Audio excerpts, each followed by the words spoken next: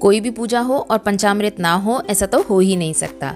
और पूजा का अवसर अगर श्री हरि विष्णु से जुड़ा हुआ है तो पंचामृत का महत्व और ज्यादा बढ़ जाता है। आज की वीडियो में मैं आपको बताऊंगी कि आखिर पंचामृत का इतना महत्व क्यों है और क्यों इसे हर पूजा में शामिल किया जाता है। साथ ही मैं बताऊंगी कि पंचामृत में हमें किन किन चीजों का इस्तेमाल करना चाहिए और किस अनुपात में करना चाहिए। इसलिए आज की वीडियो को पूरा देखें और इसे छोड़कर कहीं ना जाएं। और भाई चैनल को सब्सक्राइब करना ना भूलें। तो पंचामृत बनाने के लिए सबसे पहले हमें चाहिए गाय का दूध। हमें गाय के दूध को कच्चा ही यूज करना है, यानी हमें इसे उबालना नहीं है। अगर आपके पास में गाय का दूध अवेलेबल नहीं है तो आप भैंस का भी दूध यूज कर सकते हैं। गाय का दूध हमारे शरीर को हेल्दी बनाता है, साथ ही हमारे शरीर में मौजूद टॉक्सिन्स को भी ये बाहर निकालता है।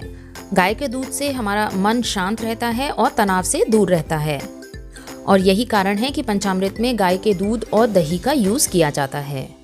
इसके अलावा हमें चाहिए गंगा जल। और हमारे जीवन में साफ पानी की कितनी ज़्यादा ज़रूरत है ये समझाने के लिए सबसे पवित्र नदी गंगा का जल पंचामृत में यूज होता है। तो यहाँ पर लगभग मैंने 1 टेबल स्पून गंगा जल का यूज किया है।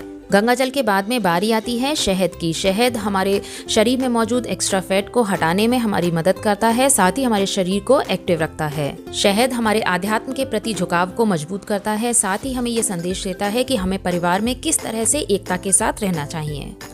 और आज की रेसिपी के लिए मैं यूज कर रही हूँ 1 टेबल स्पून शहद। और शहद के बाद में बारी आती है घी की। यहाँ पर मैं गाय के दूध से तैयार घी का यूज़ कर रही हूँ। अगर आपके पास में गाय का घी अवेलेबल नहीं है तो आप दूसरे घी का भी यूज़ कर सकते हैं। गाय का घी हमारे शरीर को हेल्दी बनाता है, हमारी हड्डियों को मजबूत करता है, साथ ही हमारी स्किन को भी बहुत ही ज़्यादा स्मूथ रखता है। और यहाँ पर मैंने लिया है 1 टीस्पून गाय का घी। और दूध की ठीक आधी क्वांटिटी में हमें यूज़ करना है दही, यानी आप जितनी भी क्वांटिटी में दूध ले रहे हैं उसका ठीक आधा हमें दही का इस्तेमाल करना है। दही हमारे पाचन तंत्र को मजबूत बनाता है, साथ ही हमारी स्किन को भी ग्लोइंग बनाता है। दही हमारे कंसंट्रेशन को भी स्ट्रॉन्ग करता है। तो ये 5 लिक्विड्स हो गए जो कि हम पंचामृत बनाते समय यूज़ करते हैं। इसके अलावा हम पंचामृत में 5 मेवा का भी यूज़ करते हैं। आप अपने पसंद की कोई भी 5 मेवा का यूज़ कर सकते हैं, लेकिन ये ध्यान रखिए कि हमें 5 मेवा का ही यूज़ करना है। तो यहाँ पर मैंने यूज़ की है 1 टीस्पून चिरौंजी और 1 टीस्पून बारीक कटा हुआ बादाम, साथ ही 1 टीस्पून बारीक कटी हुई पिस्ता।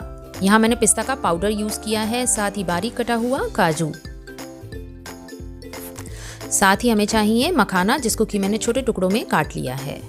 तो यहाँ पर 5 मेवा हो गई और 5 लिक्विड्स हो गए। इसके अलावा मैं यूज़ कर रही हूँ 1/2 टीस्पून इलायची पाउडर और साथ ही हमें चाहिए तुलसी दल।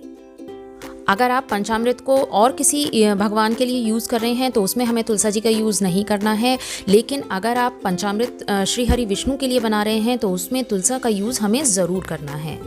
और इन सब चीज़ों के अलावा हमें चाहिए थोड़ी सी बूरा, जो कि पंचामृत को मीठा बनाएगी। अगर आपके पास में बूरा नहीं है तो आप चीनी का भी यूज़ कर सकते हैं। पंचामृत बनाने के लिए हमें चांदी के बर्तन का यूज़ करना चाहिए। अगर आपके पास में चांदी का बर्तन नहीं है तो आप कांच के या फिर स्टील के बर्तन का भी यूज़ कर सकते हैं, लेकिन किसी भी हाल में हमें तांबे के और पीतल के बर्तन का यूज़ नहीं करना है। तो सबसे पहले मैं इस जार में डाल रही हूँ दूध।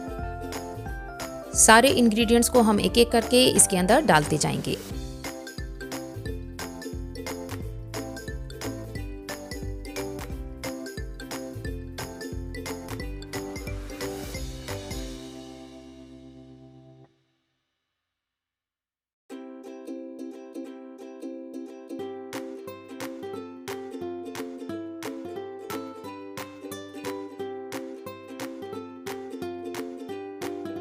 तो सारे सामान के बाद में अब बारी आती है तुलसी दल ऐड करने की। तुलसी दल को हमें चाकू से नहीं काटना है, हमें हाथ से तोड़कर ही इसके अंदर डालना है। तुलसी के अंदर बहुत सारे एंटीबैक्टीरियल गुण होते हैं, जिसकी वजह से ये पंचामृत को और भी ज़्यादा फायदेमंद बना देती है।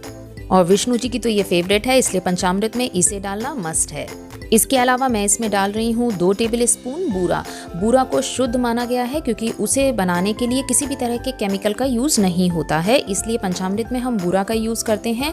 लेकिन अगर आपके पास में बूरा नहीं है तो बेशक आप इसमें पिसी हुई चीनी का यूज़ कर सकते हैं। और ये देखिए, मैं आपको दिखाती हूँ कि पंचामृत देखने में कितना बढ़िया लग रहा है। पंचामृत की रेसिपी जो मैंने आपको बताई है ये इतनी ज़्यादा परफेक्ट है और इतनी ज़्यादा टेस्टी लगती है कि विश्वास मानिए कि जब आप पंचामृत पियेंगे तो आपको लगेगा कि सारा पंचामृत आप ही पी लें। मतलब इतना ज़्यादा टेस्टी बनता है ये। और अब मैं इसे ट्रांसफ़र कर रही हूँ चांदी के बर्तन में। तो आज की इस रेसिपी को आप ज़रूर ट्राई करें और अपना फीडबैक मेरे साथ शेयर करना ना भूलें। फिर मिलती हूँ एक नई रेसिपी के साथ। Till then take care and keep watching Binge craving.